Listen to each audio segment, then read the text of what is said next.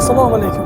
Tomosha qilayotganingiz YouTube'dagi Musofir kanali va Kamina Shahriyor Amonov. Bugun Musofir kanali ijodkorlari Pensilvaniya shtati Sauthampton mahallasidagi vatandoshlarimizning xonadonlarining birida mehmondamiz va bugungi bu xonadonga mehmonga tashrif buyurishimiz aynan mana shu xonadonda yurtimizdan tashrif buyurgan taniqli xonanda Xurshid aka Rasulov ham bugun bizlar bilan. Assalomu alaykum. Assalomu alaykum. Assalomu alaykum Xurshid aka, yana bir bor qorli Filadelfiyada sizni ko'rib turganimizdan xursandmiz. Kecha sizni konsertingizda mazza qildik. Juda ko'pchilik xursand bo'ldi. Taklifimizga yo'q demaganingiz uchun sizga yana bir bor rahmat aytamiz. Aka ortida ko'rib turganimizdan xursandmiz. Xurshid aka, biz-ku xursandmiz. Sizda kayfiyatlar qanaqa? Umuman Amerika taassuroti qanday bo'lyapti?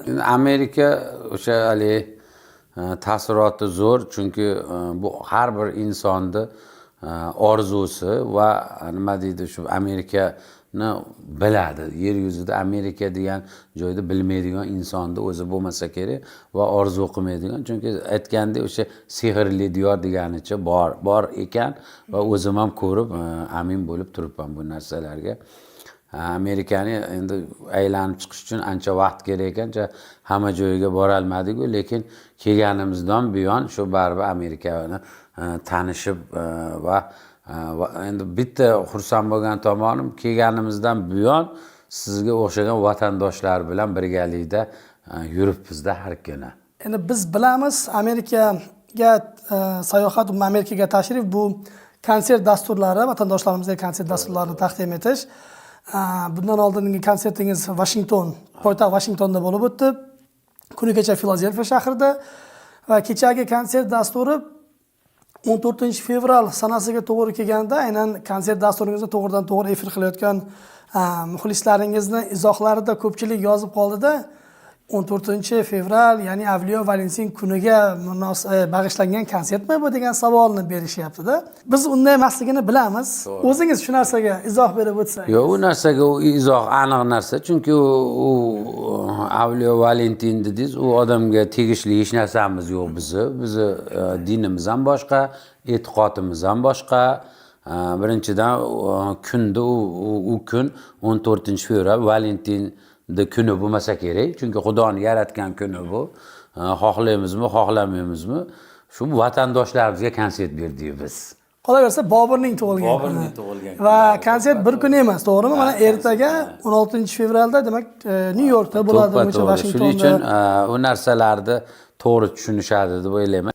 Vatandoshlarni ko'rib xursand bo'layotgan tomonimki, vatan sekin degandek zinama vatandoshlarimiz yaxshi nima deydi, sharoitlarda yashashyapti, harakat qilishyapti, mehnat qilishyapti.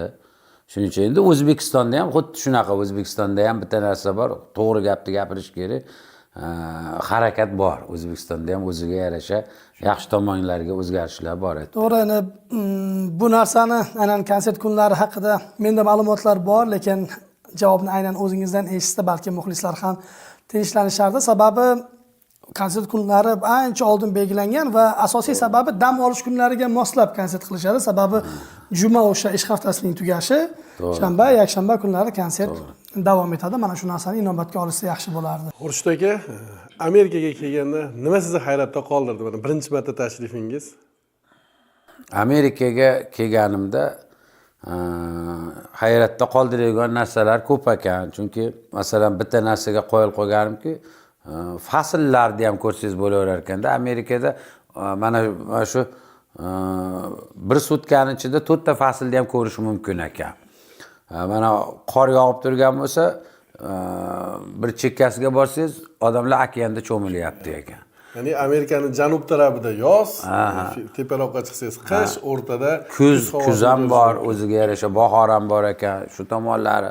Keyin qolaversa bitta narsa, mana odamlar, men hayron qoldim, faqat shu gamburger, shunaqa narsalar yer ekan.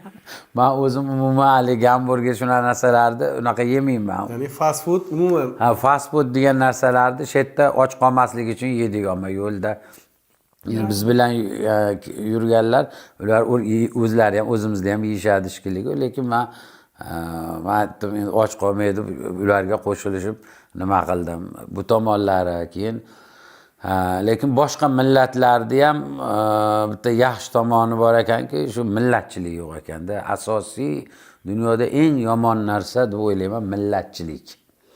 Masalan, boshqa joyga borsa, ko'p joyga boramiz, millatchilarni juda ko'p ko'rganmiz, lekin bu yerda sen o'zbeksan, sen qirg'izsan, yo tojiksan, yoki anglichansan, yoki boshqasan degan narsa hamma bir xilligi menga yoqqan tomoni insonlarni bir-biriga bo'lgan hurmati yoqdi, eng asosiysi. Xurshid aka, Amerika Qo'shma Shtatlari bo'ylab gastrol safardasiz. Aynan o'sha muxlislar juda ham iliq qarshi olishyapti sizni. Shaxsan o'zim ham sizni muxlisingiz sifatida nafaqat bugungi dasturga tayyorgarlik davomida qo'shig'ingizni muxlislari yoshi chegarasi yo'q deb o'ylayman. Sizning qo'shiqlaringiz 7 yoshdan 70 yoshgacha. Lekin bugungi suhbatga tayyorlanish jarayonida bir narsani ko'rdim. Bir statistikaga ko'zim tushdi. Juda ham konsertlarni kam taqdim etgansizda. 2015, 2017 va 2021-yildagi konsertlar bordi. Yakkaxon konsertlarimiz hozir ketma-ket bo'lib ketdi o'zi, chunki 2021, 22, 23, 24 har yili qo'yib oldik. Oldin to'g'ri 2 yilda qilardim, 3 yilda bir xil payt. Nega bunaqa tanaffus yoki kamroq konsert? Yo'q, tanaffus bo'lmagan bu, tanaffus bas. Endi jonli ijro o'zi jonli ijro bo'lgandan keyin unga tayyorgarlik ko'rish kerak. Masalan, hali fonogrammani bunday borib yozib olasizda, o'shani muzik sozanda bilan ishlamaysiz. Ortiqcha mehnat bo'lmaydi. Borib muzikant aranjirovkaga bersiz, aranjirovka qiladi. Shu studiyada qog'ozga qarab ham aytib qo'yish mumkin-da. Qarang, dangasalikni yodlamasdan turib ham. Buni jonlida har bitta narsani yodlab chiqish kerak. Bitta emas, o'sha 10 ta sozanda yodlab chiqish kerak va bir xil bo'lish kerak va tekis bo'lish kerak va professionalniy bo'lish kerak. Ertaga o'sha qilingan narsani qaytarib joyiga qo'yalmas agar noto'g'ri. Bitta xato ketdi xato. Mana shu tomonlaridan jinday qo'rqardim. Endi yosh o'tgan sari odam baribir tajribasi ortib borar ekan. Men bitta narsani o'ylayman, masalan, 1 yilda yo 2 yilda yo 3 yilda yaxshi qo'shiqchi bo'lmaysiz. To'g'ri, mashhur qo'shiqchi bo'lishingiz mumkin 1 yil, 2 yilda. Lekin zo'r qo'shiqchi bo'lish uchun ham 10 yil, 20 yil vaqt bo'lish kerak. Baribir odamni o'zini baribir praktikasi. Har bir kasbda ham 5 yil, 10 yil o'qiysiz, tajriba. Qanday u birpasda zo'r bo'lib qoladi? Yo'q. Bir qo'shiqchi ustoz bir gapdek aytgandilar bundan 25 yil oldin bir joyda tursam, bir to'yda keyin ustoz san'atkor eshiting, Qo'qonli ukam dedilar, men Qo'qonliman. Keyin aytdilarki, Cho'jani bilasiz dedilar. Ha, Cho'jani. Cho'ja sariq chiroyli bo'ladi dedilar-da. Qo'shiqchini ham men yoshlarni Cho'jaga o'xshataman, chiroyli bo'ladi dedilar. Lekin katta bo'lgandan keyin makiyon bo'lib qolishi ham mumkin-da dedilar. Shuning uchun hamma narsani ham yaltirab turgan narsani ham hali oltinda bo'lmaydi. Xurshid aka, yana qo'shiqlaringizni tarixiga, konsertlaringizni tarixiga men ham qiziqdim. Juda ko'p konsertlaringizda mashhur elimiz suygan aktrisa Dilnoza Kubayeva boshchilik qiladi va o'zingiz aytdingiz, oxirgi 2-3 ta konsertda ko'rinish bermayapti va 25-yilda ham xudo xolasa konsert dasturi uyushtirasiz. Yana Dilnoza Kubayevani boshlovchi sifatida ko'ramizmi? Nimaga aynan Dilnoza Kubayeva? Yo'q, Dilnoza Kubayeva endi bir menga ma'qul tomonlari bu o'zim singlimdaqa. Birinchisi san'atlarni hurmat qilaman Dilnozaxonni. Keyin Dilnoza Kubayevani hali so'zlari, she'r o'qishlari, keyin xalqimiz ham yaxshi ko'radi-da, muxlislar ham yaxshi ko'radi. Shuning uchun o'zim ham yaxshi ko'raman. Qolaversa, qo'shiqlarda aytadigan paytimizda, masalan, men o qo'shiqni tayyorladim desiz, u singlimiz o'sha she'rlarni tayyorlab, o'sha konsertga tayyorgarliklari bo'ladi va keyin muxlislar ham iltimos qilishadiki, shu Dilnoza Kubayevani aytsangiz. Mana Dilnoza Kubayeva eshiting, agar bizni xudo xolasa ko'rib qolsak, yo'q demayman, mana muxlislar sizni so'rashdi. Men buni Dilnozaxonni gapiringlar demadim hozir. muxlislarni talabiga binoan ekan. Demak, Alloh nasib qo'shgan bo'lsa, balkim mana shu 2025-yilda iltimos qilib ko'ramiz agar yo'q deyishmasa. Esimni taniganimdan beri sizni qo'shiqlaringizni eshitib katta bo'lganda, maktabda hatto musobaqada sizni qo'shiqlaringiz bo'yicha birinchi o'rinda olganman, she'rini aytish bo'yicha. Va mana ancha yillardan buyon ham uровень, ya'ni levelda bir xilda ushlab kelayotgan. Buni sababi nimada? Sabab endi baribir xohlaysizmi, xohlamaysizmi, sabab shu mehnatda baribir o'sha ijod qilasiz. Ijod qilmasangiz muxlislar ham tez esdan chiqarib yuboradi. Shu muxlislarni oddiy endi nima, shu muxlislarni ko'ngliga ham yo'l topishni harakatini qilaman. Ular ham nima xohlayapti? Masalan, men yoshim katta bo'lib qoldi. Men endi hozir 50 ga kirgan odamga qo'shiq aytishim kerak yoki 60 ga kirgan yoki 70 ga kirgan deb turib 20 ga kirgan odamni yosh navqironni yo 15 ga kirgan navqironni ko'nglini bilmasam, unda ijoddan cheklanib qolgan bo'laman. Chunki ularni ham biz san'atkorda haqqi yo'q. Masalan, qarib qoldim deyishga ham, hali yoshman deyishga ham, katta kichikni baravar ilojini boricha ko'nglini olishga va ko'nglini topishga harakat qilishimiz kerak deb o'ylayman. Siz bilan suhbatga tayyorgarlik jarayonida o'sha internetdagi ma'lumotlarga qarasak, unvonlar bo'yicha-da mana hozir aytdingiz, muxlislaringiz talaygina-da. Okean ortiga shunchaki kelganingiz yo'q. Demak, okean ortida o'zbekistonliklar talab qilgani uchun prodyuserlar ham olib kelishadi sizni. Muxlislaringiz dunyoning turli nuqtasida topiladi. Lekin unvonlarga keladigan bo'lsak, o'sha 2008-yilda fidokorona mehnatlaringiz uchun taqdirlangan unvoningiz bor ekan. Shuhrat medali oldim. Lekin xalq artisti xizmat ko'rsatgan endi har bir insonda o'zi menimcha orzusi bo'lsa kerak, endi unvon olish, lekin nega unvon bir berishmaganmi, olmaganmi siz savolda balkim uni sotib olinganda sotib olardik ko'chada. Ko'chada sotilmaydi bu narsa. Endi balki mehnat qilmagandir biz o'shanga loyiq. Uni Parvardigor bilan endi muxlislar biladi. Alloh nasib qo'shgan bo'lsa berishadi bari bu narsani. Men ustozimga bir kuni bir savol berdim. Ustoz, mana men hozir o'sha davrlarda kimlardir tanishib bilish orqali olgan bo'lsa, misol, biz ham shu tanish topsak bo'lmaydimi, ustoz dedim. Unvon olgani desam, keyin hali ustozda bir zo'r gap bo'ldi. Uka, sizga unvonda nima keragi bor dedilar. Siz ijod qiling, sizdan xalq yangi qo'shiqlar kutadi. Ana shuni o'zi unvon deb zo'r gapda aytgandilar shu ustoz. Shu ustozga hali ham rahmat deymanki, sababi balkim unvon bo'lishi mumkin edi, boshqa bo'lishi mumkin edi, lekin unvon bo'lsa-yu muxlis bo'lmasa degan narsa ham bor-da. Yo, shunday, lekin umuman kamsonli muxlislarga ega bo'lganlarda ham unvoni bor. Mana shu narsa sizni ranjitmaydi. Buni endi yo ranjimayman. Nimadan ranjimayman? Men Xudoga behisob shukr qilaman. Behisob va yana behisob men unvonni o'ylab qo'shiqchi bo'lmaganman. Men qo'shiqchilikni o'zim xohlaganim uchun, o'zim maza qilganim uchun, sizlarga o'xshagan mana do'stlar, muxlislar, onaxonlar, otaxonlar eshitishadi-yu, bundan katta menga baxt bormi? Bundan katta unvon bormi? Allohdan berilgan haqiqiy unvon menga xalqqa sevimli qilib qo'ygani. 4 ta bo'lsa ham meni nima deyotganimga e'tibor berayotgan odamlar bor. Shunday kimi gapirayotganiga e'tibor beradi. Nima deyotganiga bas. Mana shu bizning yutug'imiz, nima deyotganimizni eshitishyapti-yu, katta baxt etida e'tibor beruvchilar. Qo'shiq ham shunaqada, qo'shiqni aytaversangiz, lekin birov eshitmasa, to'g'ri muzikasini unsa lik qilib turaversa-yu, lekin nima deyotganingizni tushunmasa yoki o'zim tushunmasam o narsani, ana shu yerda shuning uchun men u narsalarga hech ham siqilmayman. Men kerak bo'lsa qo'rqmasdan aytaman, unvoni bor qo'shiqchilardan o'zimcha o'ylayman, hurmatim ham ularkidan ulug' deyman va muxlislarim ham ularkidan ko'p-u. Xurshid aka, sizni butun xalqimizga tanitgan narsa albatta sizning qo'shiqlaringiz. Sizni Xurshid Rasulov qilib bergan narsa bu sizning mehnatingiz va siz tanlayotgan qo'shiqlar, siz ijro etayotgan qo'shiqlar. Mana shu qo'shiqlaringiz juda ham chuqur falsafaga ega bo'lgan qo'shiqlarda oldi qochdi gaplar emas.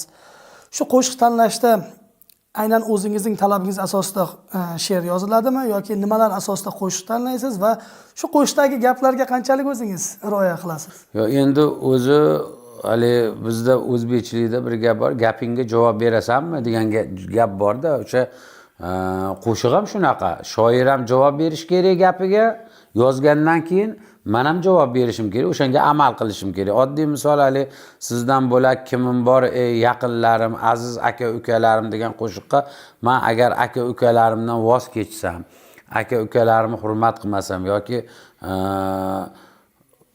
boshqa barobatlar yoki ayolingiz gapiga kirib yoki boshqa do'stingiz gapiga kirib, mana shu ulardan voz kechib yuboradigan bo'lsangiz, unda u qo'shiqda aytmagan ham ma'qul. U endi o'ylangda aka-ukani hurmat qilmasdan turib o'sha qo'shiqni eshitgan odam ham xato. Ya'ni eshitish kerak, eshitib turib to'g'ri yo'lga kirish kerak. Eshitib turib o'sha narsaga amal qilmasak, u yetib bormaydi hamda. Ha, muxlisga yetib bormaydi. Shuning uchun sevgi haqida masalan aytilayotgan qo'shiqlarga endi to'g'ri, masalan, shunday qo'shiqlar borki, meniki bas u qo'shiq, sababi meni dardim bas. Lekin o'sha meni dardim bo'lmasa ham kimnidir dardi-yu, o'sha dardni o'zimniki qilib olishdi-da. O'zingizniki qilib olsangizgina o'sha qo'shiq muxlisga yetib boradi-da o'sha dardda. Lekin hamma so'zga ham e'tibor o'zimniki deya olmayman, chunki qiyin. Keyin yana bir narsa so'zlarda o'sha o'zim ham iltimos qilgan kunlarim bo'lgan. Masalan, o'sha yigit boshini egmagin xudo degan yoki yoshligimga qaytgim keladi. Bunaqa ko'p qo'shiqlar hozir esimga kelmayapti. Ko'p qo'shiqlar mana shunaqa temalar bo'lsin. Mana shunday narsalar yozib bering deb iltimos qilaman va shoirlar ham yozib berishadi. Shoirlarimizga ham gap yo'q. Qo'shiqni yaxshi bo'lishiga musiqa, she'r yaxshi bo'lish kerak-da baribir. O'shanda yetib boradi. Keyin endi o'zimni ham gapim bor. Shuni gapirib ketaman. Endi mana kim yaxshi orzu, niyat qilgan bo'lsa, iloyim shu Amerikaga o'sha boshqa san'atkorlarimizga ham nasib qilsin kelish. Hammalariga tilayman Allohdan kelib ilojini boricha harakat qilish kerak. Kelib ko'rib, tomosha qilib va vatandoshlarimizga konsertlar berib ketish. Bizni kimki orzu, yaxshi niyatda qabul qilgan bo'lsa, ularga ham nasib qilsin deyman kelish. Xurshid aka, so'nggi savol, repertuaringizdagi qo'shiqlar sonini bilasizmi va eng yaxshi o'zingiz har doim haligi qo'shiqlaringizni eng gultoji sifatida qaysi qo'shig'ingizni ayta olasiz? Qo'shiqlarimiz sonini bilmayman, sababi hech sanamaganman. Bundan bir 20 yil oldin sanaganimda bir 200 ta edi. 20 yil oldinda. Endi 20 yilda bag'ida nechta qo'shiq aytdim bilmayman. Shunday qo'shiqlar borki, 30 yildan buyon aytayotgan bo'lsak, masalan mana oddiy misolda yonimdagilar aytadi, shu qo'shiqni ha deb aytavermang. Lekin xalq talab. Boshqa qo'shiq yo'qmi deyishadi. Uni men o'zim xohlab aytmayman. Ha, uni xohlagan uchun aytasiz. Hali bitta narsa borda, o'zingizga yoqqan ovqatni yoqmagan odamga yedira olmaysiz. Hamma o'zining ovqatini yeydi, o'ziga yoqqan taomni yeydi deganda, qo'shiqda ham o'zining egalari bor. Lekin shunday qo'shiqlar borki, u ommaviy qo'shiqlar. Hali masalan, ota, ona haqidagi qo'shiq hammamizga tegishli. Endi mana oddiy yoshlik bizni tashlab ketadi. Kimi yoshlik tashlab ketmagan? Kimi? Hamma inson. Lekin mana sevgi haqida aytingda, sevgini ham turi ko'pda, o'tgan sevgi bor, hozirgi sevgi bor.